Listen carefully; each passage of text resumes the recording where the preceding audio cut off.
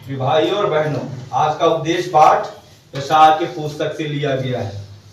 वचन का मुख्य सत्यता यह है कि मसीही विश्वासी लोग यीशु के सही जन्मदिन के समय तारीख को नहीं जानते हैं कि यीशु जन्म कब लिए थे तथा यीशु कौन से गांव में जन्म लिए थे। इस बात को मरियम यीशु को भी ये पता नहीं था कि यीशु का जन्म कब होगा। फिर भी मसीही विश्वासी लोग हर वर्ष में यीशु के जन्मदिन को प्रभावशाली रूप में जन्मदिन के त्योहार को मनाते हैं कि यीशु एक छोटा सा गांव बैतलहम में जन्म लिए थे। यीशु चरनी में पड़े थे। यशायाह भविष्यवक्ता ने यीशु के जन्मदिन के 700 वर्ष पहले यीशु के जन्मदिन को 2 बार मनाया था।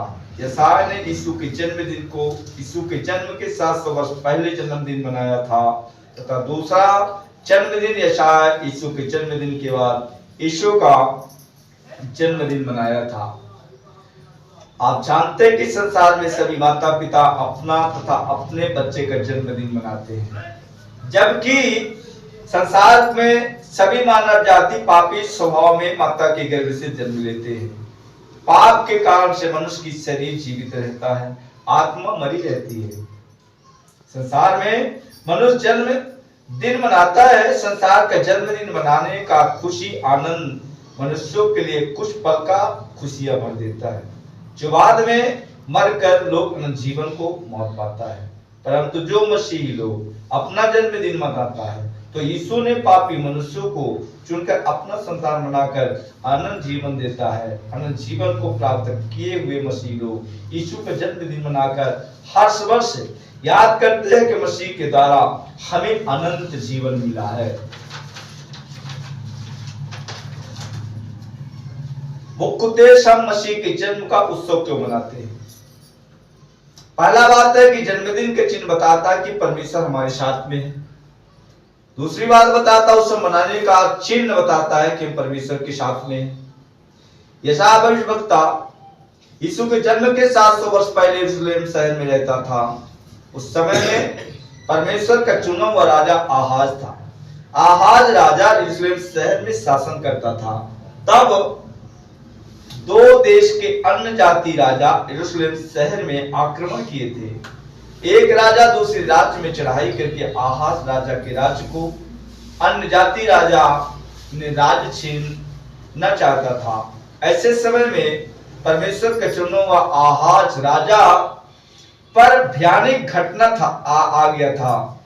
तब इस्राएलियों को जानने की जरूरत थी, क्या परमेश्वर आहाज राजा के इस लड़ाई में साथ है कि नहीं है।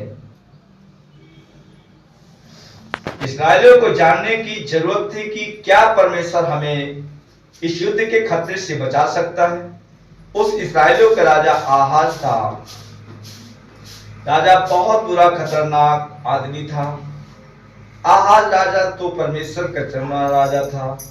आहाज राजा परमेश्वर के वचन पर विश्वास करता था, परंतु आहाज राजा नहीं जानता था कि परमेश्वर हमारे साथ में है। जबकि परमेश्वर आहाज राजा से प्रेम करता था, तब परमेश्वर ने आहाज राजा के पास यशायाह भविष्यवक्ता को बताने के लिए भेजा था कि परमेश्वर कैसे साथ में है। यशायाह ने परमेश्वर के आश्चर्यजनक उपहार को लेकर राजा के पास गया था।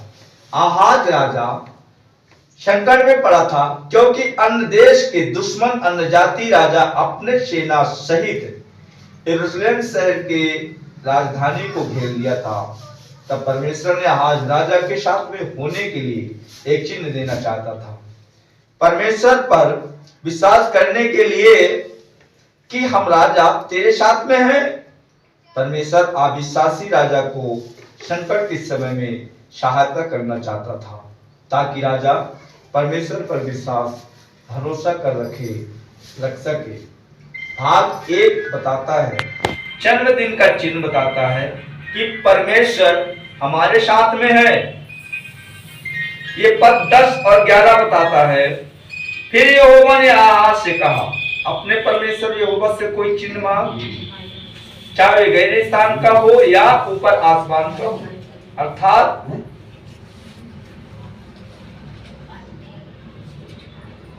संकट के समय में राजा परमेश्वर पर भरोसा करना छोड़ दिया था। तब परमेश्वर ने राजा आहाज से बोला, तुमको मैंने अपनी प्रजा की रखवाली करने के लिए राजा ठहराया था, तू मुझ पर विश्वास नहीं करता है कि मैं तेरे साथ में हूं।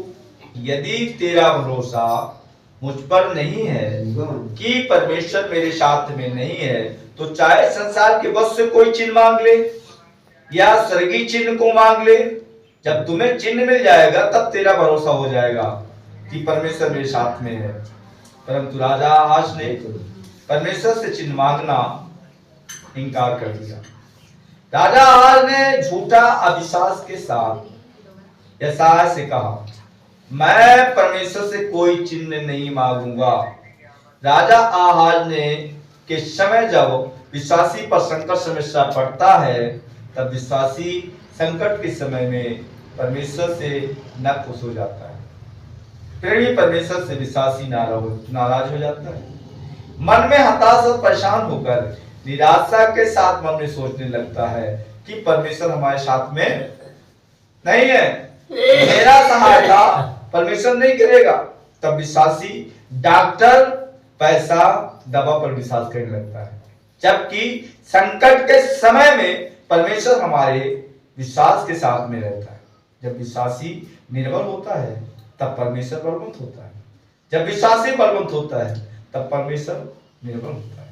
परंतु विश्वासी निर्बल होने के समय में परमेश्वर पर विश्वास नहीं रखता, कमजोर हो जाता है।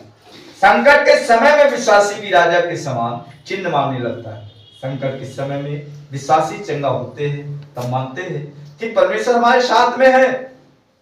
विश्वासी को संकट के समय में भी परमेश्वर पर भरोसा विश्वास रखना चाहिए कि परमेश्वर हमारे साथ में है। इब्रानियों 11 अध्याय का 6 पद बताता है।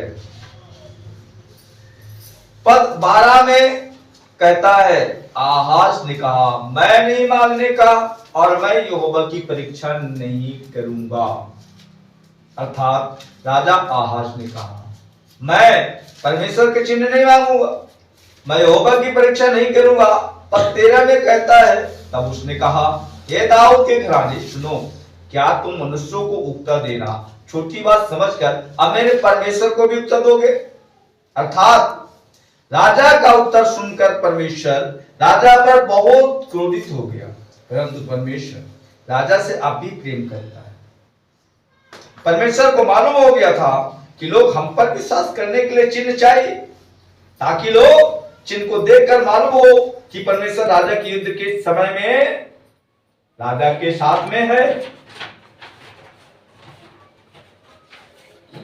परमेश्वर एक चिन्ह तो एक चिन्ह को चुन कर देगा, ताकि चिन्ह के द्वारा ये साबित हो कि परमेश्वर साथ साथ में विश्वासी के है। ये पद 14 कहता है, इस कारण प्रभु आदि तुमको एक चिन्ह देगा, सुनो, एक कुमारी गर्भवती होगी और पुत्र चलेगी, उसका नाम इमानुएल रखेगी। अर्थात परमेश्वर यशायाह भविष्यवक्ता से बताकर कहा, एक कुमारी गर्भवती होगी और एक पुत्र को चलेगी, जन्म देगी, उसका नाम इमानुएल रखेगी। इस पद में यशायाह 2 प्रकार की भविष्यवाणी करता है। पहला, परमेश्वर साथ में है, ये बताता है। दूसरा, स्त्री गर्भवती होगी। परमेश्वर दोनों भविष्यवाणी को पूरी कैसे करता है हम देखेंगे। यशायाह 7 अध्याय का 3 पद में परमेश्वर ने यशायाह से कहा, अपने पुत्र शर्मा सूप को लेकर जा। अर्थात यशायाह की पुत्र सर्वस्व दादा और मामा का करता था, मतलब संसारिक परंपरा की रीति रिवाज को पालन करता था। दादा मामा कहने का अर्थ था संसार के संबंध रिश्ता को बता रहा था। शारीरिक रिश्ता का संबंध यशायाह की पत्नी जब गर्भवती हुई थी तब एक पुत्र को जन्म दिया था। उस समय में इस्राएलियों को युद्ध समाप्त हो गया था। इस्राएलियों के युद्ध शत्रु छिप गए थे। उस समय में सच्चा परमेश्वर के चिन्ह इस्राएलियों के साथ में था। परमेश्वर ने इसहाक की पत्नी को एक पुत्र देकर यह साबित किया था कि परमेश्वर इस्राएलियों के साथ में है, परंतु इस्राएली लोग इसहाक के बच्चों को इमानुएल कहना शुरू नहीं किया। केवल परमेश्वर इस्राएलियों के साथ में होने के लिए यशायाह के पुत्र के द्वारा साबित किया था कि हम तुम्हारे साथ में है। यशायाह का पुत्र परमेश्वर नहीं था, केवल साधारण मनुष्य का संतान था जो स्त्री पुरुष के शरीर संभोग क्रिया के संबंध के द्वारा जन्म लिया था। शरियासु माता के गर्भ से पापी स्वभाव में जन्म लिया था, व्यवस्था से बंधा हुआ जन्म लिया था। शारीरिक संबंध के द्वारा जन्म लेने से परमेश्वर पुराने नियम के लोगों से बताया था कि मैं आपके साथ में हूं। परमेश्वर अपना सुसमाचार को प्रदर्शित करता है। परमेश्वर इस्राएलियों के साथ में रहने के लिए भविष्यवाणी पूरी किया है कि परमेश्वर साथ में था। पद 14 कहता है, भाग 2, परमेश्वर ने उत्तर दिया है, एक कुमारी गर्भवती होगी और सच्चा बच्चा जनेगी, उसका नाम इमानुएल रखेगी।